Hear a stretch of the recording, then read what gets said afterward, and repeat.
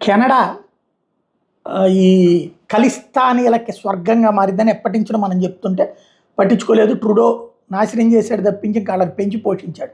అయితే ఇప్పుడు Canadian security intelligence service తమ వార్షిక భద్రతా రిపోర్ట్లో ఈ నిజాన్ని ఒప్పుకుంది.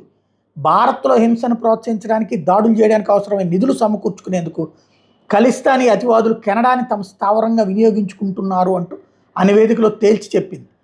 ఖలిస్తానీలకు సంబంధించిన అతివాదులు అనే పదాన్ని ఒట్టావా అంటే కెనడా వినియోగించడం ఇదే ఫస్ట్ టైం. భారత్లోని పంజాబ్ ప్రాంతంలో ప్రత్యేక ఖలిస్తానీ దేశం తీసుకురావాలని ఈ అతివాదులు కుట్రలు చేస్తున్నారని ఆ నివేదిక తేల్చి చెప్పింది. దౌత్య విభేదాలను పరిష్కరించుకునేలా భారత్ కెనడా ప్రధానులు ఇటీవల భేటీ అయిన తర్వాతన ఈ నివేదిక బయటికి రావడం అన్నది కీలకమైంది.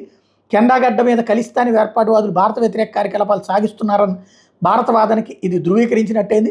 1985లో ఎయిర్ ఇండియా విమానం కూల్చివేత, ఆ తర్వాత భారత్లో చోటు చేసుకున్న పలు ఉగ్రఘటనలు ప్రస్తావిస్తూ కెనడాకి ఎన్నిసార్లు చెప్పినా వినలేదు.